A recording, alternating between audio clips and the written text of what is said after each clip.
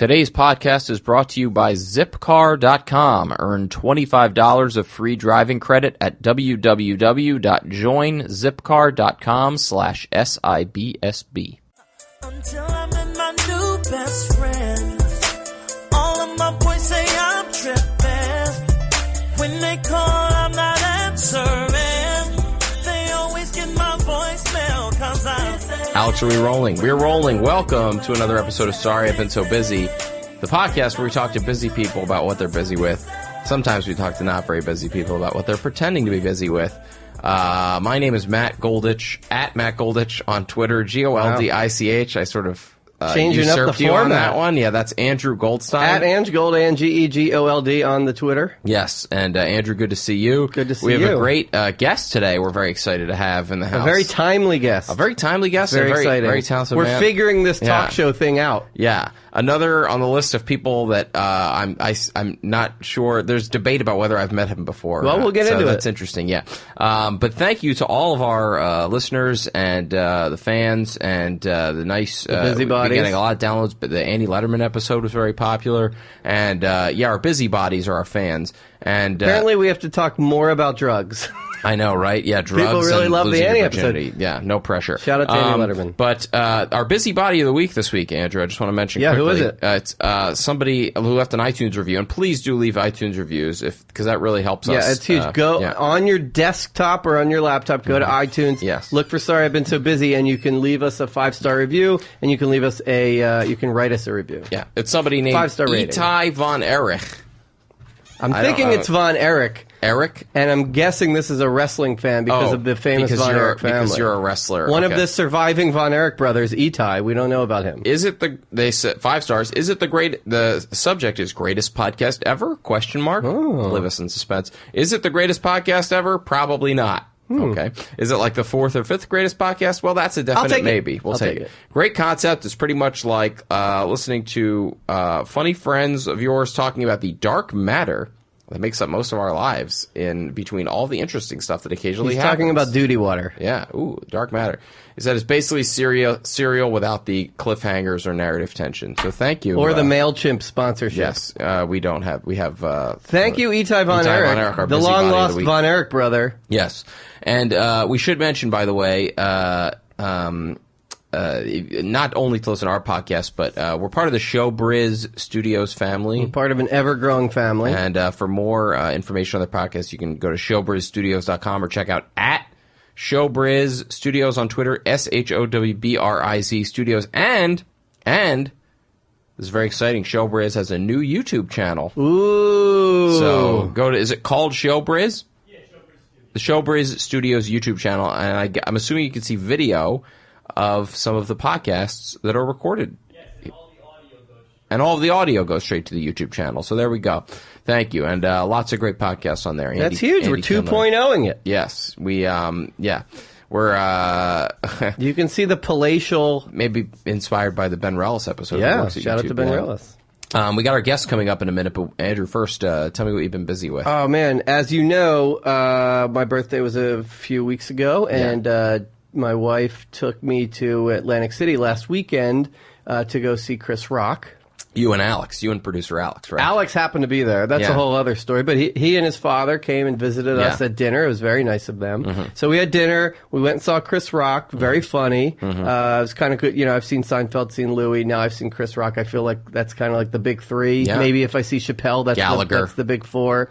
Louis Anderson. Sure. Yeah. So we saw Chris Rock. Very good. The highlight of the trip, though, was gambling. Playing a little blackjack after the show. So and I know this is something you'll appreciate, being a former semi-degenerate gambler yourself. Sure, who's now married, yes. Yes. So here's the thing. First off, we leave the Chris Rock show, both of us completely exhausted. Mm-hmm. Ends at midnight, struggling to go play blackjack. Yeah, but you have to. You know, there's all those, like, urban legends that casinos pump in oxygen, they pump in whatever to wake you up and keep you going. The second you sit down and the first cards come, in front of you, you're immediately jazzed, and you could go for 3-4 I have often hours. said that I can stay awake until 4 or 5 in a casino in the morning, no problem. In a bar, it's like 11 o'clock. I'm like, it's a struggle. Yeah. We literally were zombies until we sat down, and then it was, game time. Anyway, that's the first part. Second part,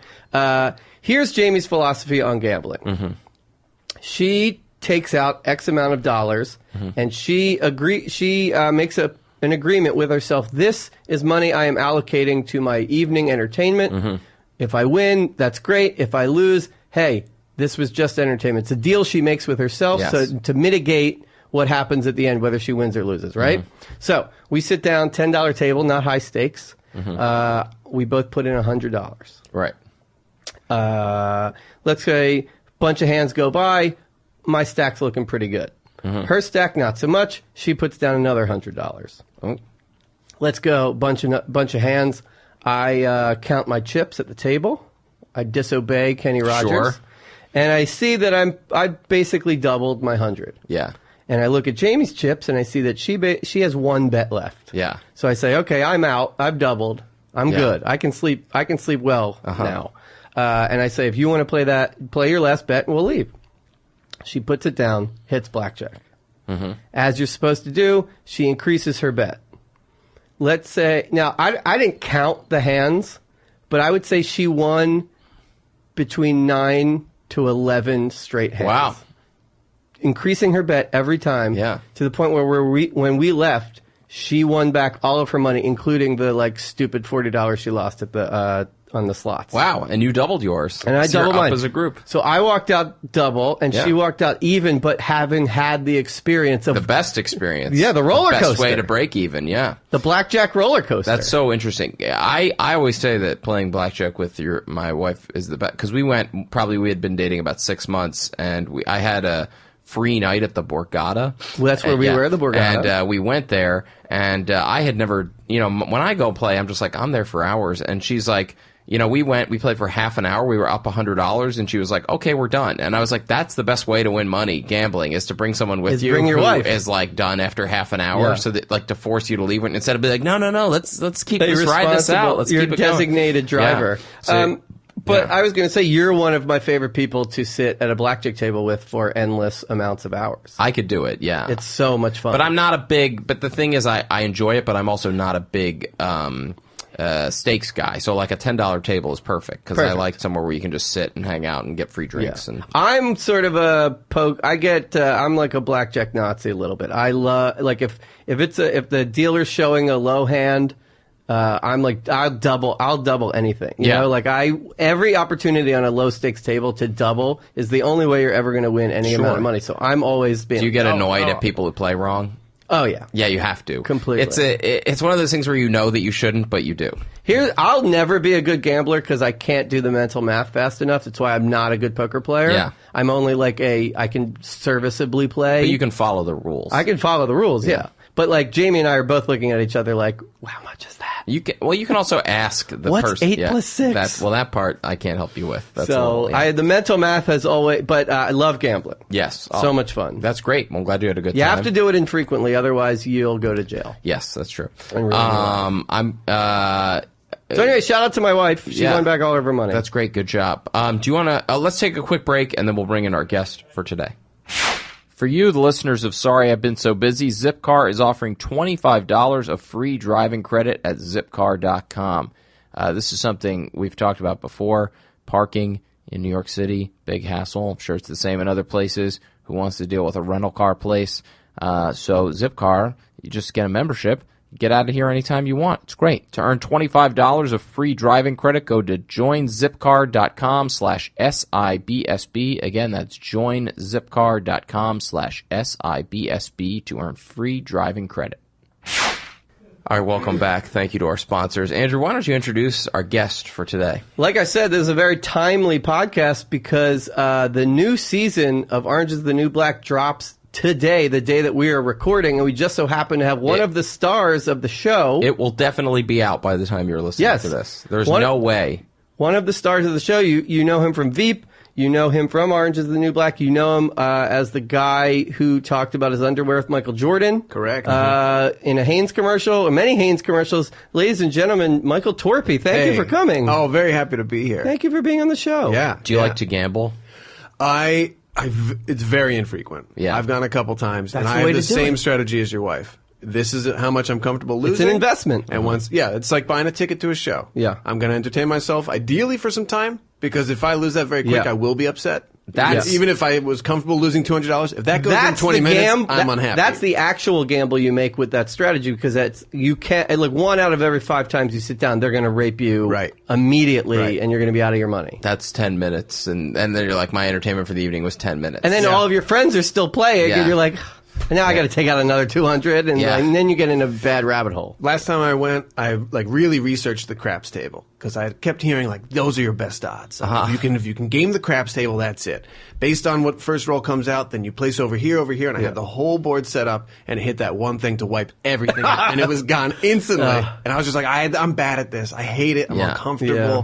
These people who take 10 minutes placing their bets on the craps, I can't. God. It's too much. I can't do craps. Yeah, I've never played craps. I've watched both my brothers play. and I've spent hours in them with casinos where they're playing craps, and I've just basically convinced myself I'm just never going to learn the rules. I'm never going to understand it, and I've given up on that. I like to play poker because it's a good time killer. Mm-hmm. Like you can spend hours at the poker table just folding, and it's not, it's like because it's about getting the free drinks too. Yeah, exactly. You got to legitimize the drinks. Yeah. So you got to spend some time. And I love 60-year-old women in bikinis. Yeah, so that's that helps too. In glittery one-piece bathing suits. Yeah, Jersey and high heels. Atlantic City's a little.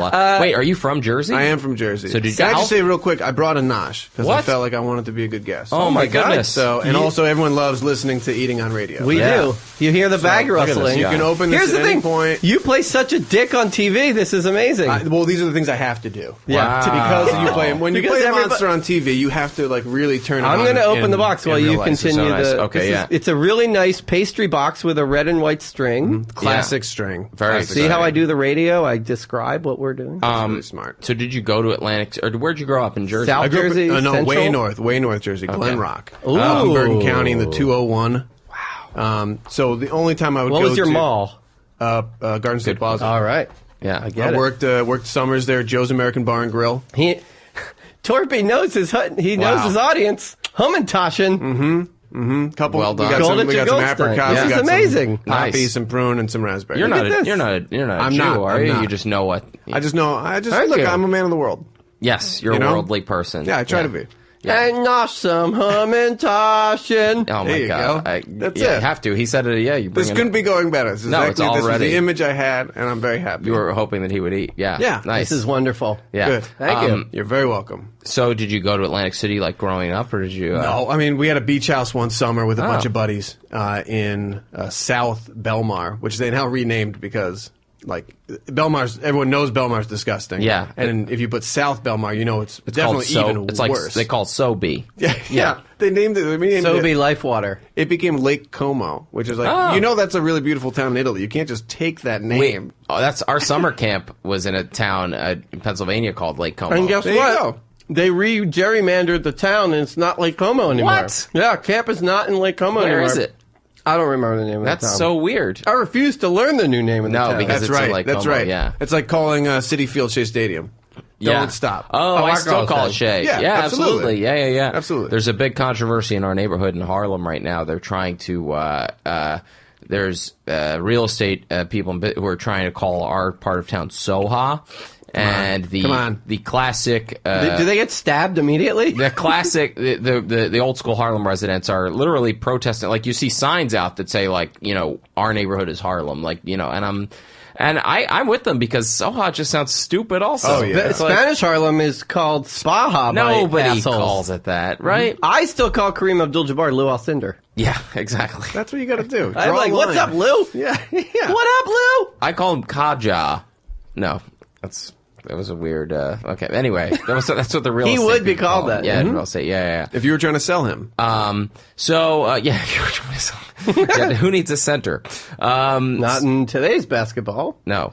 Well, this is awesome. Thank you so much for. You're very bringing welcome. these. Yeah, You're very yeah. welcome. You know how to get in. So North Jersey. North Jersey, yeah, I loved it, man. Small town USA. It was like the corniest, nicest town to grow up in. Did you come into the city? Was the city the destination for? Yeah. Yeah. You'd take the train in with your buddies on the weekend, go make trouble down in Washington Square Park. And, beers in paper bags. Yeah, like we had to come into the city to go see the movie Kids. Oh, you had to come into the city to see it because not a lot of places were playing it. I North try to Jersey. explain to millennial-ish people. I'm like, you gotta see Kids. Oh yeah, It was such a big like cultural sensation at the time. It was like when you found out like one of your like. I didn't see it in the theater, but it's like was one of those things where like you found out that like one of your friends had like the VHS copy of it, and like Right. you It go was up in, like the somebody's kid in the attic. neighborhood who had Faces of Death. yeah. Except There was that was forbidden. Yeah. Kids was verboten. The Madonna sex book. Oh, yeah. Yes. That that was needs a to go on a thing. high shelf. Yeah. You can't let the kids access. And then Yeah. Basic Instinct because of the one scene. Yeah, but Kids was like it was at, I like, have no legs. it was both featured a lot of like hardcore stuff, but it was also like a cultural document of like a time. completely. Yeah. And like to come in from North Jersey on the train, Living that life. Yeah, completely. Well, you come in. We all like we're all these suburban kids. We came in. We saw the movie. We left the theater just feeling like I'm not living. Yeah. Like, I'm not living a life. Oh. These kids are out there like Yeah. being real, vibrant, alive humans, and I'm just playing like I rec had league that soccer. feeling when I watched Dazed and Confused. I remember having that feeling like, my life is so boring. Look at these kids. They got cool cars. Right. They're having sex. They're getting Yeah. in fights. They're at football games, middle of the field. They have cool nicknames like Pink. Yeah, no, but they didn't have they didn't have phones. True. Great point. They didn't have. They didn't have Minesweeper. I know, right? Yeah, That's an old game. Yeah, that's wait, do you guys know each other or what? We do. Here's the thing about us, and I'll let our guest answer, but Sure. we just have an inordinate amount of friends in common. Correct. And yet we are not Friends. You don't like each other. Well, I haven't made a No, we're decision yet. friendly, but Yeah. we are not All friends. right. Yeah, I'd say it's up in the air. Friendship is up in the air right now. Yeah. I'm not going to lock We'll in see at either the way. end. Yeah. But yeah, we have enough friends in common that like when a friend planned a wedding, it's like, oh, you guys should sit at the same table. Yeah. Like you look at your friend circle and Pat Yeah. Driscoll put us together because he's like, oh, this Yeah. is my friend from one area of my life and my friend in this other area. They should Yeah. know each other. And it was a wonderful time. It was. Nice. And I'm working with Pat now, and I told him we were having you on the podcast, and I say anything I should bring up. He goes, well, he plays a good jerk. Oh, that's nice. Pat said that? Yeah, he That's plays really a good nice. jerk. Yeah. I'm playing a jerk. You mentioned it. Orange is coming out right now, and it's Yeah. one of those things where it came out, I believe, at midnight. So, like, people are almost done. Because there are people that, for these Netflix shows, they're like, as soon as it comes out at midnight, they'll immediate start the streaming. bingers. So, like, you look at it's, they're in the 11th episode right now. I'm not an immediate binger. No, I wait for the scuttlebutt. I like Sorry, to- I burped Homentashen. No, I like to savor a little bit. It's hard because like Master of None just came out. It was so good, and it's like you want to watch the whole thing, Yeah. but then it's like I want this to last also.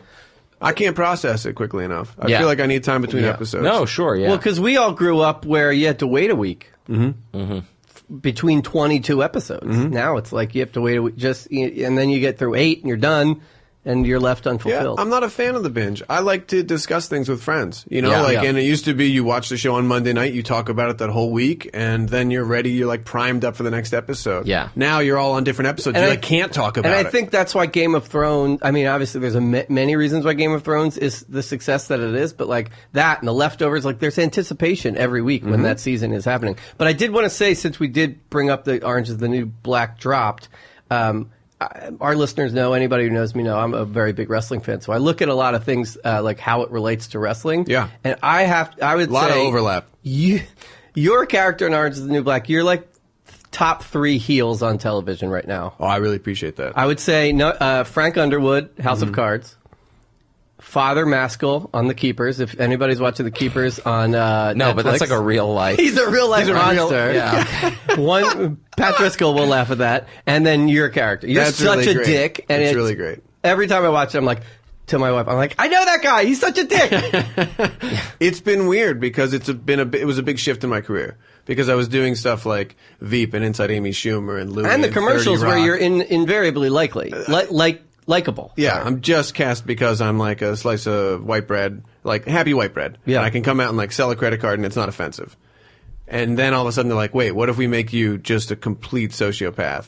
And it was very different from the other work I had done, and different to be like, to feel that feedback online too, where people are like, great job, I hope you get your face shot off. You know, and you're like, I guess that's a compliment. I'll take good? it. I think that's good. I think it's good. It's so cool. That's awesome. Orange is the New Black was one of the shows where it's like, it was so exciting when it first came out because there wasn't a lot of like anticipation for it. There wasn't a lot of like hype. It just sort of dropped and people didn't really know what it was. And then it's very rare that you find out about something these days as it's happening, because usually you see the trailers for stuff like months and months out. And I felt like it was one of those things where people just started watching it and it was like, whoa, this is really good, and I had never heard of it. And then all of a sudden it's just like the biggest thing out there. It's huge. I mean, it was such a great family to come into. They were incredibly welcoming, incredibly kind for being on a hit show. Like when they did the numbers last year, and I know it's a little fuzzy with Netflix, but it had the highest viewership. Season 4 had the highest viewership of any show last year. Yeah. Which is crazy when you think of the things that do get a little bit more hyped up, like a Game of Thrones, like House of Cards, these shows that kind of the build-up is huge. People love Prison. They love Prison. Look at MSNBC on the weekends. Fair point. But it was it's a wild show to be part of, and for me it felt nice. Like when you're doing comedy, you tell yourself, look, I'm creating a comedic show, and that is a way to help people. It gives people a break in their day. Yeah. And I do believe that. I do believe that comedy does serve society in a way. But to do it in a very different way, where you're telling these stories that are very important to people, and telling stories of an underrepresented population, and then someone comes up to you on the street and is like, hey, I was in prison, and like seeing these stories told and these people made human means a lot to me. And you're like, oh, wow, that's wildly powerful, and feels like, oh, I'm doing like good work. Like I'm helping tell good stories. It's definitely in the zeitgeist right now, this idea of like, there's way too many people in prison. Oh like my there's God, it's like, it's one of those things where like every time you read about it, you're like, what? I can't believe it.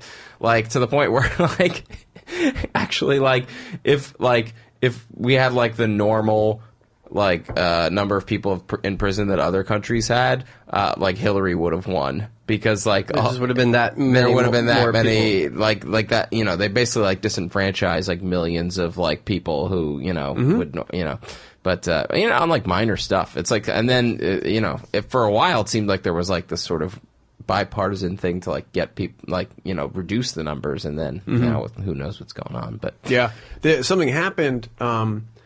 Towards the end of Obama's administration, he came out and said that he was going to get rid of privatized prison system. Yeah. And that's like the whole crux of season 4 of the show. Yeah. And into season 5 is because it's privatized. And they start doing it for profit. And obviously there's a big conflict of interest there. And it was very interesting to be on a show that like, oh, wow, the whole premise just got yanked with one piece of legislation. Yeah. And then Trump came in and was like, screw that. We're going back to prison as a business. No problem. And you're like, yes, okay, great. Thank it makes God. sense again. Our show's relevant. Our show still makes sense. Thank you, President Trump. Yeah. Ripped from the headlines. Yeah. When you're playing a dick, do you are you channeling like a deep down part of yourself, like a shitty teacher that you had, or something? Yeah. For me, mostly the method is to just change what's happening in the room. This is where we get tears out of Torpey. Yeah, totally. Yeah. This is our Barbara Walters moment. It's Mr. Bernstein.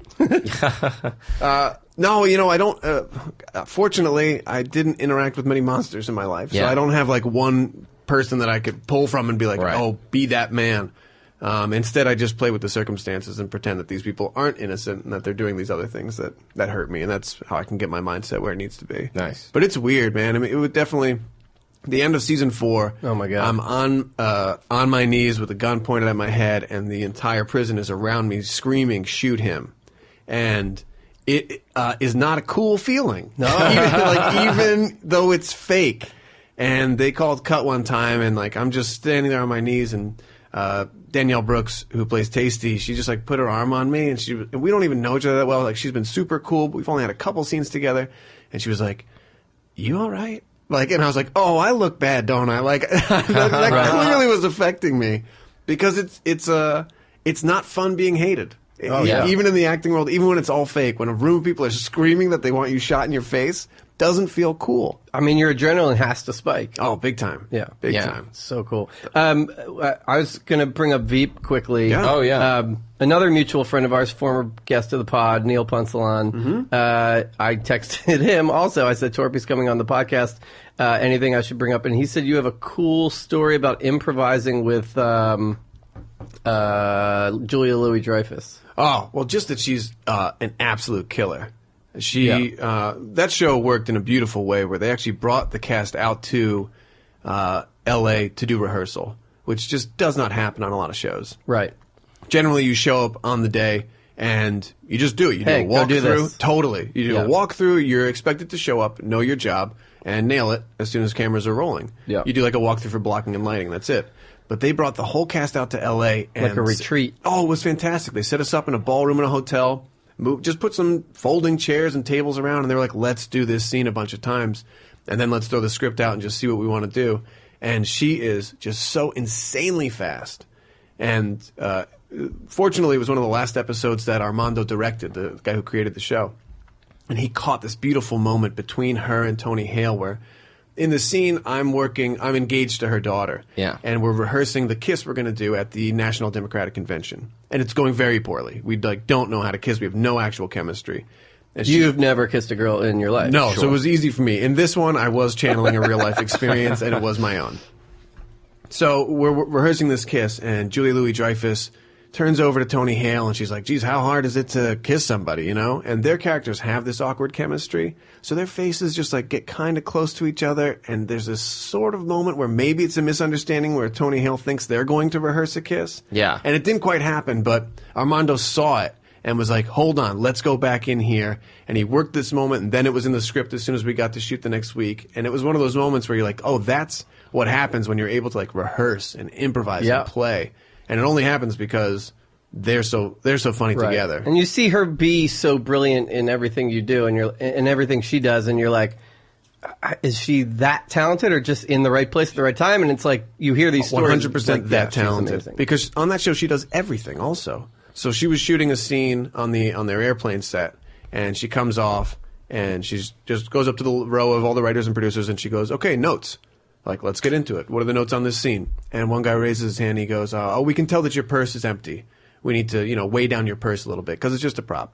And she looks at him and with, no attitude or edge just goes, not my department. Next. And it was awesome. perfect. Yeah. That's how when you are executive producing the show and the star of it and everything kind of comes through you, you have to have that skill to be like sharp and upfront and quick decisions. Oh man. It was such a lesson just to watch her work on that show. That's awesome. Yeah. I mean, yeah. Now you're just waiting for Catherine to not be a lesbian anymore. Yeah, right. So they can She'll bring come you back on. She'll come back around, right? Yeah, she'll come back around. That's another show where they got really lucky, I think, because if she was president this season, everyone would be comparing it to the real world and being like, well, it's not as crazy as the real world. But the fact that now she's like this sad ex-president, like it's so funny that, and I think they lucked out. The way that they wrote it, I don't know, but anyway, I only watch the episodes I'm in. Okay, yeah, well that's of smart. course. Yeah. So, not anything with not your not in, not your department. Not my department. I just fast forward through episodes. I see myself, I stop, and then I fast forward more. Yeah, I mean, nobody would judge you. I appreciate that. Except our listeners. No, I'm kidding. The other thing I wanted to bring up, obviously, in your intro, we're big sports fans, about working with Michael Jordan. Oh, yeah. It ended up being... How many total in that series did you do? I'm not sure. We shot a ton. I think maybe 5 ended up and airing. they probably just chop them into as many as they can make. Yeah, the way it worked was very loose, actually. The guy who was directing it, he wrote about 12 scripts. Phil Jackson directed it. We were in the triangle for most of the shoot. Yeah. Luke Longley was the gaffer. Yeah. No. Okay. Torpey's like, I need water, and Phil's like, Bill Cartwright? Can you? By the way, Mic. we're assuming you're a big sports fan and that you'll get all these I know all random these references. names. Okay, good. All right. I am. Yeah. That's actually you're referencing a time where I was actually way more into it than I am now. So all these names are hitting very well. Yeah, We'll keep going. It would be hard to be like, you're this guy who's like, I'm going to be working with Michael whom? I'm sorry, I'm not familiar. Michael Jordan. Michael Gordon. I love him. Sure, yeah. I love Gordo. Okay, so go ahead. Sorry. Well, the awkward thing to come out of that was that he had a Hitler mustache. the whole time. Right. I wasn't going to bring it up. It was clearly an unfortunate moment to realize. Can we talk about this? Are you allowed absolutely, to? Okay. Absolutely. So the NDA is closed. A complete I couldn't accident. talk about it for the first 5 years. They were like, you cannot reference this Hitler mustache. Are you in any serious? Sort of recorded. No. I was going to say. Well, he didn't know. I mean, Okay. no one knew. How do you not know? How did this happen? What happened? So did you notice it when it was Did happening? you shave it into his mustache? Was this a prank? I did. Yeah. Torpey's at I don't fault. know how it happened, but I did not notice it in person. You did not notice it in person? No, it was one of those things that the camera picked it up differently than the naked eye. Okay. Because no one on set was running around saying like, oh, Lord, this man showed up with a Hitler mustache. Yeah. They were prepared for everything. Well, I came in there days early and did rehearsals with a Jordan stand-in, who this guy's got actually a really great gig. He pretty much just... John Sally. Yeah. It's John Sally. He just does Jordan stand-in No, work. that's awesome. And That's he a gets great to gig. keep all the gear because Oh he's my like God. a half size smaller in the shoe and like an inch taller. Wow. But he gets all the outfits and everything. Anyway, he was having It's a actually great time. Goebbels. No. Okay. Go ahead. Sorry. So No, it's great. Okay, so nobody on set. They were prepared for everything. We came in early and they had a lineup of earrings because on a past Hanes commercial, he had worn a diamond earring that played with the light too much. Yeah. So they're like, look, okay, if he brings that diamond stud earring again, so, calmly, we need to just offer him, Mr. Jordan, we've got a couple more options here. Maybe we'll play a little bit better on camera. And they have this big meeting, big production meeting. Everyone's there, and they feel really good leaving. And then the next day, he shows up with a Hitler mustache. I mean, you don't... Nobody prepared. There's no pre-pro But- for Hitler That's mustache. funny. But nobody noticed it. Nobody was like, noticed okay. it. No, nobody brought it up. And No I also, in retrospect, I don't know if I looked anywhere other than his eyes. Like, he Right. is a commanding presence. Sure. I wanted to be super respectful. I didn't do, like, the face scan. Yeah. You know, like, once I had his gaze, I just locked in on him. Of course. So then the commercials come out. Yeah. The one I remember is the one there's on a plane. The right? airplane. They're Yeah. all on an airplane. They're all on an airplane. Yeah. Okay, yeah. So the commercials come That's out. probably why we remember them. That would make sense. And then you see the commercial, and then do you notice the Hitler mustache at that point?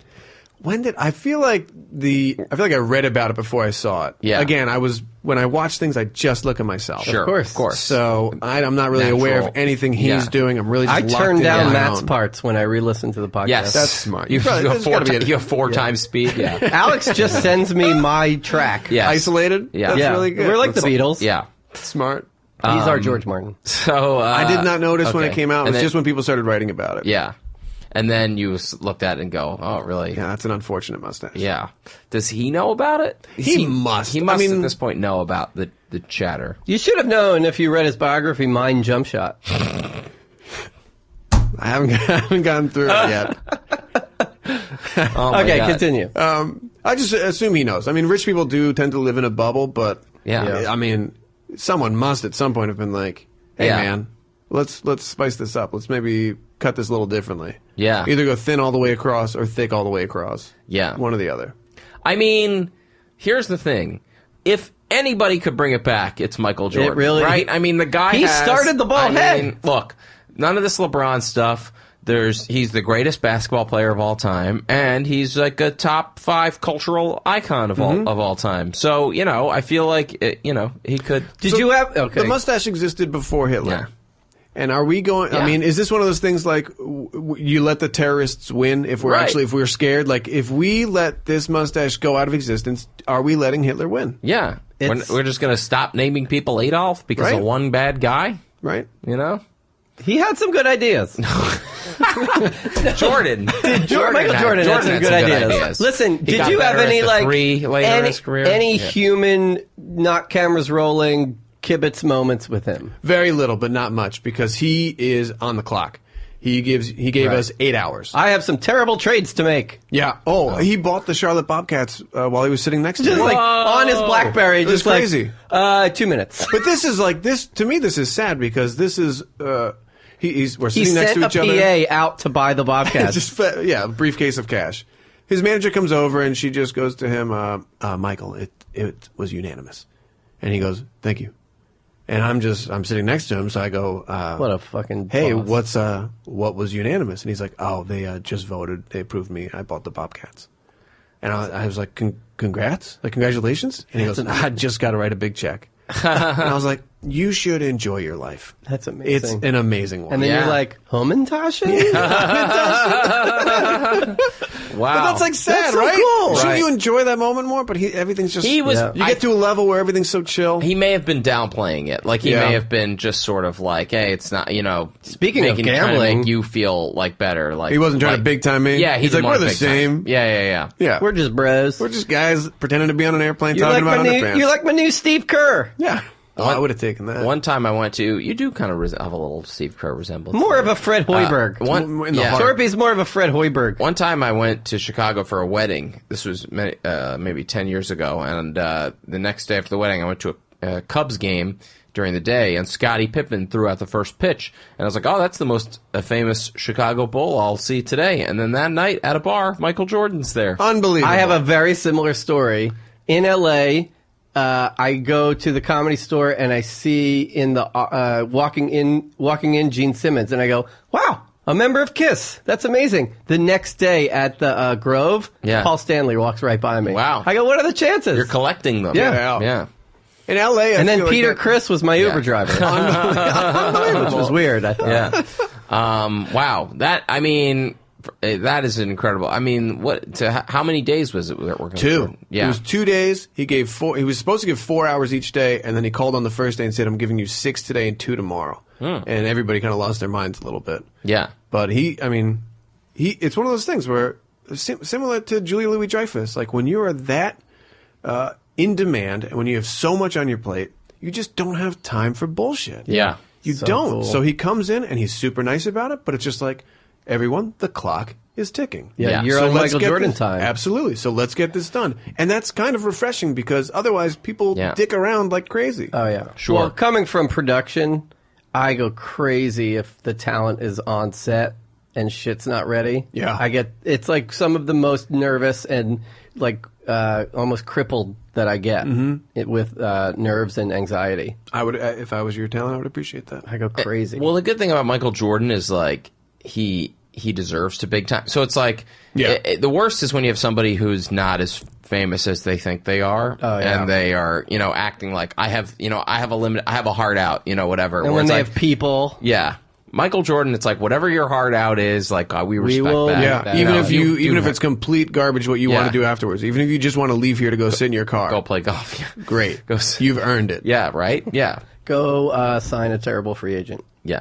Well, this is the thing. Like, I hope there are not like kids out there who just like know Michael Jordan as like the owner of the Bobcats. No, they don't even know him as that. They know him as the guy from the meme, as the crying guy. Oh, God. I swear to God, there's a whole generation of kids. They don't know that he was the best basketball player of all time. They know him as the crying Jordan face. That's so weird. It's terrible. I don't even know why. Where was he crying? That's from a Hall of Fame speech. Oh, really? Oh. Yeah. Yeah. See, that's what we do. This is how uncomfortable we are with male emotion. It's tragedy. I know, right? Right? Yeah. One man bears his soul on the stage, becomes a meme. Yeah.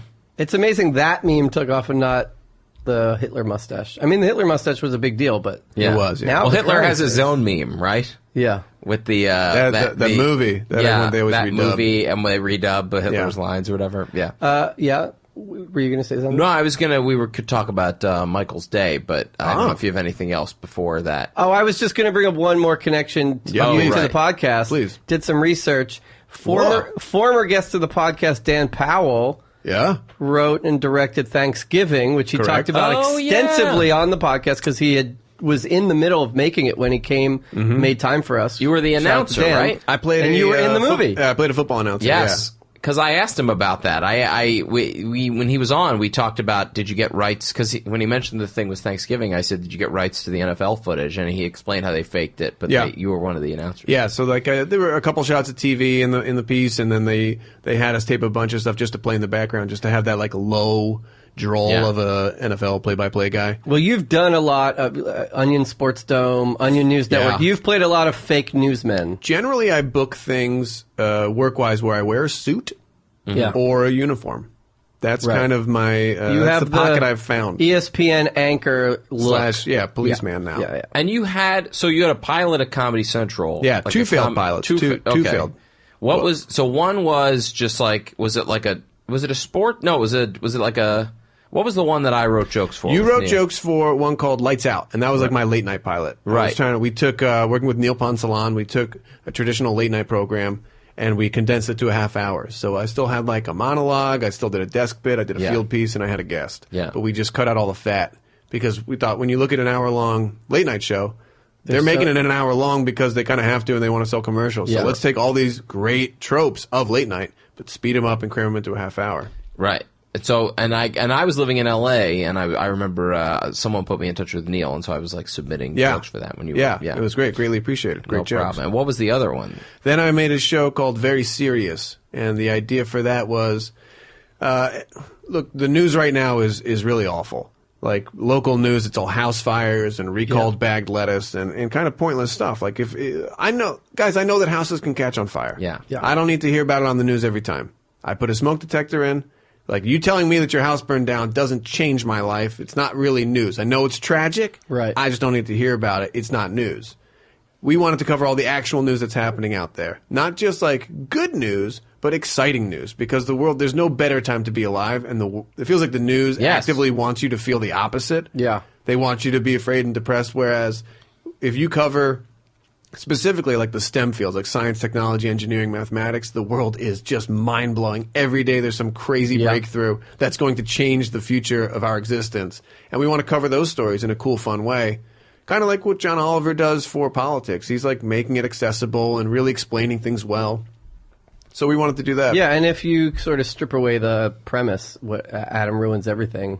Right. Like if you strip away that he's debunking things, right. If you watch that show, there's a lot of cool stories like, 10th or 12th in your Facebook feed. Like the weird guy on Facebook that you follow posts these stories about math, science. Yeah, I want to make a TV show for that weird guy. I love it, yeah. There was an article in the Times about that, because the news was very depressing at the end of 2016 with everything going on. And then, someone wrote a column that was like, here's why 2016 was the best year ever, and it was like all about all the good, like amazing scientific advances and things that happened like all around the world where you're like, wow, I didn't hear about any of that. I couldn't agree more. I mean, when you look at what cable news decides to focus on and devote so many hours to, you would think nothing else is happening. Like, well, these guys are on for 24 hours a day. This must be what's going on if they're talking about it nonstop. Yeah. But there's just countless stories. That's why I like 60 Minutes. It's a great shout out to Matt for turning me on. You get like the big thing, and then it's also like dolphins and you get an old news anchor taking a leisurely stroll with his guest. Man. Yeah, the B-roll is so calming. The best. All right, well, let's get into your day, please. Yeah, what's I mean, I don't know what so you finished filming, obviously. What, I mean, do you want to pick a day from this week, or you want to give us a typical day in your life, or what? I'll give you a. Well, just in general, you're an actor auditioning. Correct. Like, that's your baseline. If you're not booked on something. I'm not booked on something, that I'm writing or trying to create something else. So, I have a pilot right now at True TV that's taking up that's really my main focus right now. Got it. But to start the day, I have an 8-month-old daughter. Mazel. Thank you. Congratulations. And thank you. And so you sleep until about 8:30 or 9. Yeah, she gets us up at she wakes up between 6:30 and 7:30. Oh, that's pretty good. She's a killer sleeper. Yeah. Just phenomenal. Shout out to Isha. She's like so good. So when she gets up, that's when we get up. We let her wake us up, but we don't get her before 6:45 because we're like serious about our sleep. Yeah. When I wake up, and I don't do this every day, I try to remember it every day. I like to say the word yes as I get up. As you're waking up. Yeah, it really is. It's a powerful one. And it, honest to God, works. I've read somewhere, someone was recommending do it, and I tried to adopt it, and I don't remember to do it all the time. Frequently I wake up and think like, oh shit, there's some, like it's actually, I'm stressed. Say yes to life. Yeah, but if you can get up and say like, yeah, as you get out of bed, as corny as it is, it's fantastic. Wow. And it actually helps your first... It's a daily affirmation. Absolutely. Are you an improv? Sit up are you an improv yes! guy? Do you have an improv background? No. Oh. Because I didn't know if that was like a, like a yes and type yes thing. and I'm going to change my daughter's diaper. Yeah, I don't know. And she's going to throw up. Yeah. Interestingly enough, Marv Albert, same mantra. Yes! Nailed it. Awesome. Not a bad Albert, No, right? that was great on the off the cuff like that. That's really hard. First live Albert impression. Oh, really good. Really good. So, and your wife is you're married At my side, yes. And she's used to you waking up and saying yes. She's not like, what the fuck's this She's guy doing? supportive of it, Okay, yeah. good. All right. Like, I wish, I'm talking about it now because I want to make it more of a routine of it because I forget for long Right, stretches. sure. But it's like my favorite way to start the day, and it's effective. I believe in these things. Like, I believe in saying yes and like forcing smiles. Like, if you smile, it just happens and it like brightens your mood. I feel like those are all real things that you can do to give yourself a boost. Yeah. Just like cut the edges off your mustache. Just like Exactly, anything right? you can do to like Shed put that positivity weight. in the world. So you wake up, you Wake say up, yes, get the and then you girl. stub your toe and go, fuck! So I've been big into overnight oats. Oh, what is this? We have not talked about this. No, overnight On the oats. podcast. O&Os? Guys, O&Os. Basically, you set yourself up for the morning the night before. Get yourself a little container, put a half cup of oats, maybe a little peanut butter, maybe a little Greek yogurt, some flaxseed if you're looking for it, dash of cinnamon, a little local honey to help fight off allergies. Fill the rest with milk. Let it sit overnight. The oats soak. Wrapped? Like I cellophane? put a lid on it. I mean, just a Tupperware. Got it. In the fridge. In the fridge overnight. The oats absorb the milk to kind of, loosen them up a little bit. And then you've got this beautiful bowl of like a cold porridge to start your day with. And it's fantastic. You pull Wow. it right out of the fridge, let it sit on the That's counter for maybe a little amazing. bit so it's not too I might actually try that. It's popular enough now where they've put the recipe on the Quaker Oats tub. So it's like it's gotten out there. It's out there, guys. It's like cold brew. It's like a new, Exactly. yeah. It's the cold brew of food. Yeah. Cold food. So you got your affirmation. Yeah. You got your overnight got oats. my oats, and so I'm like feeling fueled up. And then maybe I'm running out to auditions to do like voiceovers throughout the city or on camera commercial stuff. Maybe there's a TV audition somewhere. So like I kind of plot out my day from there. And in between there, I'm in and out of my field office, which is the Pret in Union Square. I was going to say, now you sound like an FBI agent. I am at the Pret on 18th Street in Union Square so much it's insane. I like really set up shop there That's so in between cool. auditions. That's like right in my neighborhood, by the way. It's a great spot. Wait. And here's the thing: they give you, if you get coffee there a lot, they give you a free one, like maybe 1 out of every 5. Yeah, they're very nice. That happened to me once. I got a free coffee. Yeah, at a Jamie Pret. once, she forgot her money, and they were like, just take this. It's so nice. Part of me, I think it's like good business for them if they like just weed out the cheap coffees out of the line so they can get the actual sandwiches Yeah. going. But now I've run out. This is the greatest acting challenge of my career right now. Spicing up my reactions to the free coffee because I've Wow. gotten so many that I don't want to let them on. Yeah. And so every time I have to be like, huh? Yeah. Oh, wow. That's really nice. Yeah. Thank you. But then I also have to, because it's free, I don't get the receipt. Oh. No. Come on. Yeah. But I don't get the receipt because I didn't buy it. So then I have to be like, this is so, what is the bathroom code? Wait, I want to get deep into Yeah. the Pret thing because Yeah. So how many days a week are you at this Pret? This one particular one. I would say 4 out of 5 right now. And do you go multiple times in the same day? Generally, no. No. I have like one larger break between auditions, and that's Right. when I'll go set up shop there. And you get a coffee and Get a just sorta coffee, I hang? go upstairs, open up my computer, and then Yeah. work on whatever's going on. And did you pick this place just because it's like good Wi-Fi or like nobody bothers you or like? Really, just location. Yeah. Because I'm in and Sounds out of Union cool. Square. It sounds super Pret a cool. manger. Yeah, oh yeah. Yeah. Yeah, just location.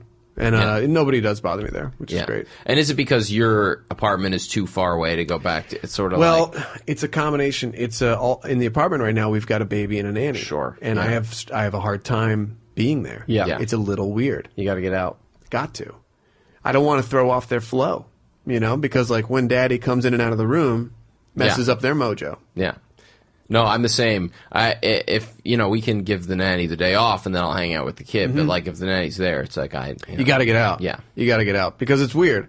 Both sides are weird. Like to be there and not be the one taking care of my child feels a little weird. Yeah. And then if I hear her upset, which is like totally normal, Yeah. she's a baby, but then I'm not doing anything about it, that also feels Right. weird. And it feels like I'm just like trying to write. I'm writing some like headline joke as my daughter's screaming in the next room, and it feels awkward. Yeah. To just be ignoring that. We've talked about this on the pod before, but quickly, since you're day to day in the same sort of business place doing work, bathroom, how do you navigate leaving your laptop if the mood strikes you? Yeah. I generally ask someone to keep an eye on it. Sometimes I don't even. Would you say that's etiquette at this point? What, to just ask to say to you find the person? Do you mind? I'm going to go to the bathroom. I think it's completely legitimate. I guess the question is, for me, I run into how much do I check in on the back end? Like, so I'm coming back from the bathroom now. This person has ostensibly been watching my things. I put a lot of trust in them. Yeah. What do I owe them? Like, how much of a check-in? Like, hey, thanks so much. Yeah. Thanks again. Because if they're back into their thing, I don't want to interrupt them either. Can it just be like a give quick the slight head nod? like, thanks. Yeah, just thanks. Appreciate, keep an eye on that. Thank you so much. And then if they get up, you got to pay it back. Yeah. I've never been a work in the coffee shop type of guy, but I do wonder if I would just leave it there and just like wait until I could see that the bathroom was empty, just run and run back. Well, the story I told, I had the duty, and I took the laptop in with me. Yeah, interesting. Which is terrible. Oh yeah, but I just didn't feel. I'm not a regular. I didn't feel comfortable. You didn't know how long it was going to be? Yeah. Okay, I understand that. I didn't know it was because you don't want to burden that person. I think it's about mitigating your anxiety while you're in the restroom. Yeah. So if you feel comfortable without assigning the responsibility to someone else, and that's not going to mess up what you're going to take care of, then that's fine. But if you're in there and you're like trying to rush because you're like, I didn't ask anybody to watch my computer, what's happening out there? Then that's a bad idea. It's so much anxiety. Do you often sprinkle lunch in there somewhere, like at this Pret? Do you often eat lunch? I very rarely eat there. I'm a big cart guy. Love to eat at a cart. Oh. So if it's nice weather, I'm always getting something from a cart and sitting outside. Like street meat? Yeah, I'll go to like a halal cart way too frequently. Yeah. Oh, yeah. Good and for then you. like you sit on the curb with the construction guys. I'll be out in Union Square. Yeah, I'll sit outside Union Square. Yeah. He goes up on a beam at the top of like. I bring my metal lunchbox, and then I get the halal cart, and I put it in the metal lunchbox, climb up to the girder. Yeah. I used to work many years ago when I worked at Who Wants to Be a Millionaire, there was a group of guys who would get like just a big, carton of, it was like $5 for like so much food. And would bring it back to the office and eat it. And I love it. Yeah. I love it. Do you lamb over rice, chicken over rice, falafel over rice? It sounds very heavy to me. It can be. I mean, you shouldn't finish it. Yeah. Yeah. And because especially if you got like an audition. Oh my god! Well, if I have an audition, then I almost won't eat. I don't like to audition on a full stomach. Empty stomach auditioning. Yes, absolutely. Yeah. I just am not a good enough actor to work past feeling very full. Yeah, it's all I would just walk in asleep. And when I'm on set, I have to when I'm shooting, I have to take it super easy at lunch. Otherwise, I'm just asleep for the afternoon. Yeah. Have to. Are you at the point where with auditions where like you sort of, because I've had like a handful of them in my life, and I felt like I've had so few that like each one you have to like prepare for it, like it's but are you just sort of like mostly not prepared, or is there a difference between like, oh, I really want this and so I'm going to really prepare, or like sometimes I'm just going to show up and just do what they were. As soon as I get an email from my agent saying that I have an audition, I am full of anxiety and fear until that audition is over. Even after you've had like, I'm assuming hundreds of them. 100%, because I still feel like an imposter, and at any moment I will be exposed as a fraud. People don't understand. Like that doesn't go away. Yeah, I mean, when you got a syndrome, when you have imposter syndrome, when the things are like real, those don't. It's hard to shake. But it's also, I mean, I can talk myself out of it at times too. Sure. But it definitely, I mean, there is that fear that like every time you go in for an audition, this is the time where they're like, I'm sorry, I'm going to call everyone and tell them you should not be an actor. Wow. Right. I'm going to of you thinks get that the group actually email happens. out, the New York City group casting director email, and we're just going to stop seeing you for We're going to put your headshot up at every casting agency. Don't book this guy. What's the most you've ever had in one day? Well, during pilot season, it gets really stupid. Yeah. And that's when it is dumb. That's when, you'll get 3 auditions and like 10 pages each, and you're like, I'm going to do bad on all these. I'm going to barely be able to learn these lines in time. Yeah. I don't have that skill yet. Yeah. And I don't know when. Are you subwaying it? Are you cabbing it? Are you Subway. Ubering? Always Subway. Are you reading your lines on the subway? I've seen that a lot. I'm on the subway. I like to stand at the end of the train. Okay. With my back on the door, and I'll stand there and I'll read my lines to myself. Or I'll record the other version and then listen to it on my phone and then talk out my half of it. Wow. What I enjoy about that is then I can walk down the street and do the full scene, and it just looks like I'm on my phone. Yeah. Looks like I'm taking a phone call. That's quite the hack. Yeah. The life hack. The actor hack. Yeah. You got to hack NYC, man. Do you go to LA for pilot season though? Or? I used to, and I hated it, so I stopped. Yeah. I have nothing against LA. I almost moved there twice, actually. Yeah. Both times we were ready to move, and then both times I got the Comedy Central pilots. Yeah. So then we like put it on hold, and then 2 years later I was like, let's do it, and then got the pilot, and then we decided, screw it, we want to be here. So You're we'll a just be working here. actor in New York City. It's the best. Exactly. Why would you move? Yeah. Yeah. So I love it here. But I did go out there a couple times, and that I found harder because I couldn't just hop on the subway. I had to actually drive somewhere I didn't know. Yeah. And I couldn't be like reading while I was doing it. Where does Orange is the New Black shoot? I don't even know. Shoots in Queens, in Astoria, and in Rockland County. Wow. It's right here. Same set as Sesame Street, which makes sense. Oh, yeah, sure, of course. Both prisons. Both prisons, yeah. Both a lot of overlap. Yeah, a lot of colors. This is such a nerdy question, but about Please. voiceover auditions. Yeah. Because I produce them a lot for, the voiceover guy on the show, whatever. Somebody's got to be in the booth. Sometimes you got to give a line reading. And I always feel like I'm doing something I'm not supposed to be doing. I feel like I'm insulting the person. You may be. But I don't think there's anything wrong with that. If someone can't take a note, then they need to get over themselves. Yeah. Because what do you want? You want the product to be as good as possible. I want it to be as good as possible. So just tell me what you want. Because there's nothing more painful than like when the director's trying to find a word for what they want. Yeah. And you're just sitting there like, just tell me what you want, man. Just tell me what you want. If I'm not giving it to you, if I'm like not giving you the read you want, that sucks for me too. Right. So when the director's like, just like throw it away more. Just have fun with it. And you're like, just tell me what the fuck you want, dude, because I'm clearly not getting. I mean, if you're like terms, let it hang. Just let it hang. Just like throw it out there. Like if you're talking to a friend, just like really connect with the microphone. Michael, can you split the difference on the next one? Yeah, no I problem. will say sometimes there is like that thing though of I was giving someone a note actually yesterday on a thing that we were shooting, and for some reason they were eating some food and talking daintily, and I just got the idea in my head where I said, pretend like your pinky is out, but don't actually have your pinky out, but like read it as if your pinky is out. And I do think that's a great note. Yeah. So it was like it was the sort of thing where it's like, have this in your mind, but don't necessarily do it. And I couldn't tell if that was too complicated. No, that's a great note. Okay. You're like Spielberg. I know, right? Yeah. It was my Munich. I would say, just if you want to give someone a line reading, just ask. Just say, is it all right if I just tell you, can we try it this way? Yeah. That's all. I've written a lot of copy in my day. And working with a lot of hosts and this and whatnot, and I just always say to people, I just know what TV sounds like because I've watched so much of it, and so I always have like what it should sound like, and I guess but then I'm always apprehensive to give my version of try my version of it for the artist, right? Because what if like you do it and you're like, actually that sounded very bad. Yeah, I'm sorry. Yeah, that was terrible. But I've worked with producers who give them like without hesitation. It's fucking cringeworthy. I bet. Yeah, I would say just ask. Because again, everyone in that, like, you got to look at it like a team, right? Like you're all there to make a good product.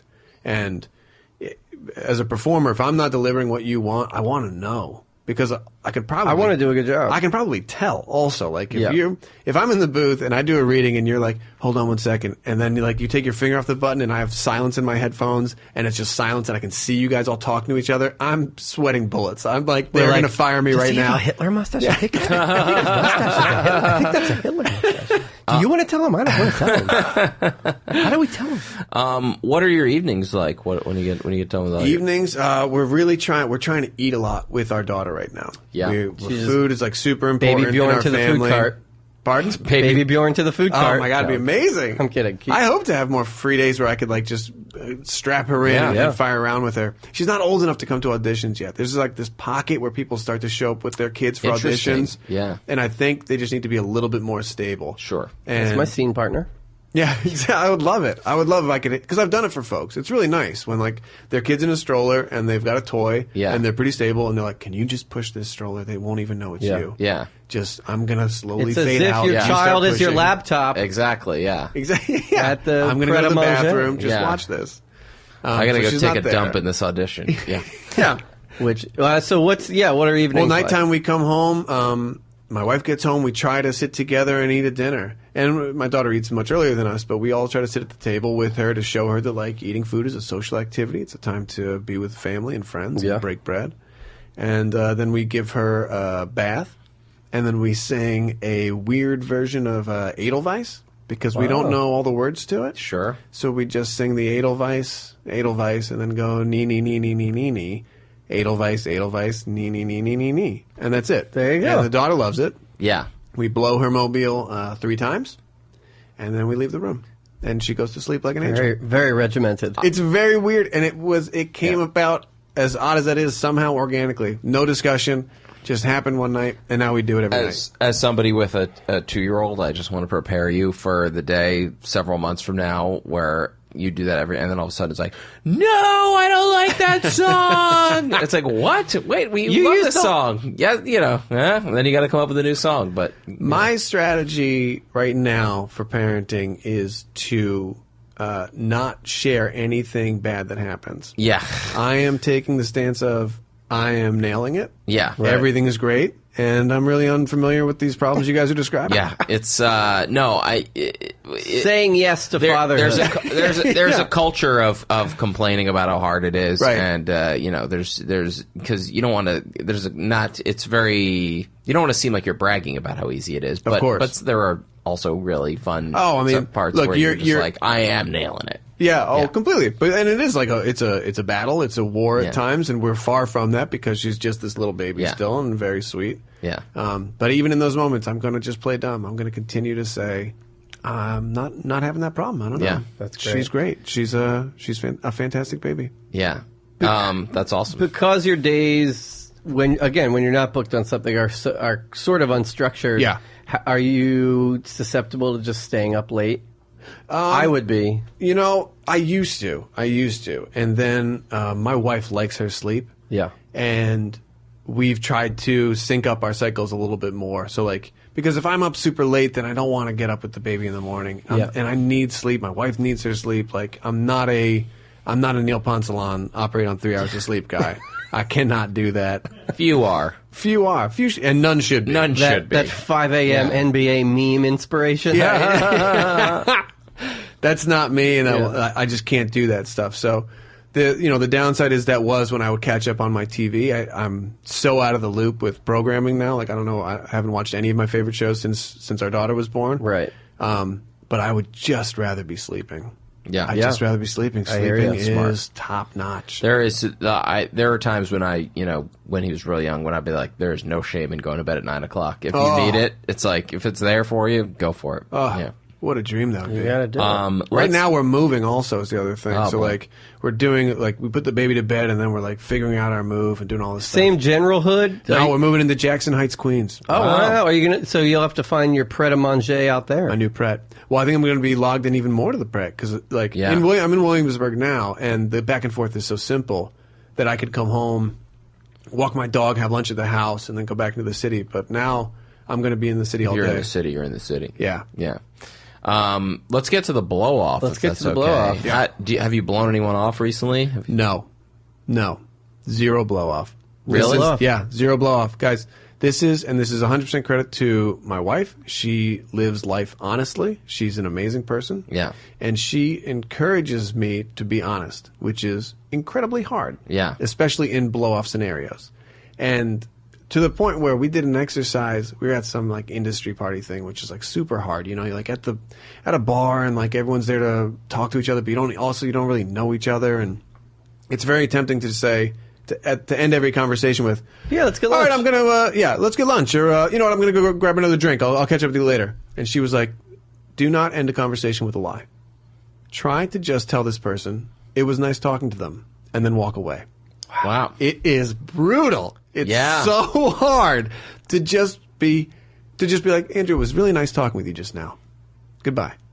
And leave. Yeah. It's crazy. You feel a little bit like a psychopath to not have some sort of natural excuse to end. Yeah. But it's let's just be honest. We talked for a while. It was great. I'm going to go talk to other people. I'm going to go over here now. Yeah. I'm going to go over here now and talk to other people. Goodbye. The risk is that they see you 2 minutes later by yourself looking at your phone. Correct. And then you're you've clearly... In that instance, you would have... But then you weren't being honest, right? Then you'd have to say, it was nice talking to you. I'm going to go look at my phone. I'm going to read about the Comey hearings. Yeah. Yeah. I'm going to catch up on Twitter right now in the corner. Yeah. Please, if you see me, I don't want to talk anymore. So that's the anti-blow-off stance. And it's terrifying and exhilarating. That's amazing. It's all about the truth. I married up, man. I married as you all three should. of us did. Oh my God, all three of us. If you don't marry up, then you've got to answer to that to your children for the rest of your life, because anytime they have a problem, that's your fault.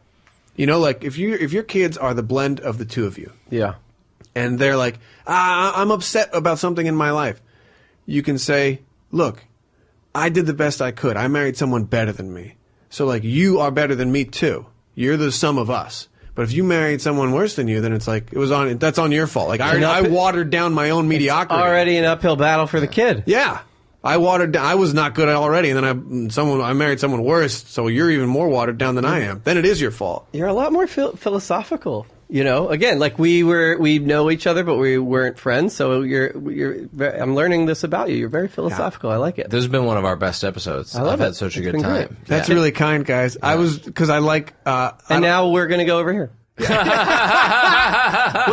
I ask you a quick non sequitur question? You mentioned you have a dog. I have a dog. Are you the morning walk? Are you the night walk? I'm both right now. You're doing both. Oh no, we do a family morning walk. Family walk in the morning. Fun. When you have the kid, I bet that's a thing. It's one of the best parts of the day. Yeah. Get out early in the morning, or like feed the baby, and then get her in the stroller, and we all take a family walk. Nice. It's great. That's and then fun. I do the night walk. Yeah. I'm night walk. My wife is the morning walk. Yeah. And then we have a dog walker in the daytime. And whoever gets home from work first kind of does the midday walk. Mm-hmm. Anyway, I was just wondering. What kind of dog? Oh, he's like a combination of all kinds of nice devilish. Random thing. I think Ethan Berlin lied to you about his dog. What? Yeah. Wow. I just met with him yesterday. Not yesterday. This past week. Yeah. And he said he has a standard poodle, and he told you guys that his name was Poodle and that it was a Dalmatian. And I think he was doing a bit. Really? And I think he was dishonest. So you think he has a poodle, and I think it's an actual poodle, yes. Because then we went off on a whole tangent about Dalmatians. I know. It went so deep. It went into all this stuff. And I'm listening, and I'm just thinking, this is a filthy lie. There's something about that guy. I think a lot of what he said was lies. Yeah. Very possible. Very possible. He was a wonderful guest, though. Yeah. Oh, he's super funny. Oh, my God. That guy's so smart. So obviously people should watch, it doesn't need any extra publicity, but Orange is the New Black season. Yeah. Which season is it now? Season 5 just came out. Just dropped on Love Netflix. And keep an eye out. I don't know. There'll be some time here, but I'm working on a new show for True TV that I pitched called Paid Off with Michael Torpey. And it's a comedic. In the title. Yeah, name in the title. Comedic game show. Recent college graduates come on to compete to pay off their student loan debt. Oh, I love it. Yeah. It's going to be a lot of fun. We're making the pilot. Great people at True. Yeah, great folks over there. People. Nice. Making the pilot in July, and if they love it, hopefully it's on the air beginning of next year. Awesome. And so keep an eye out for that, Thanksgiving is out. Thanks to the Dan Powell project. That was fantastic. Yeah.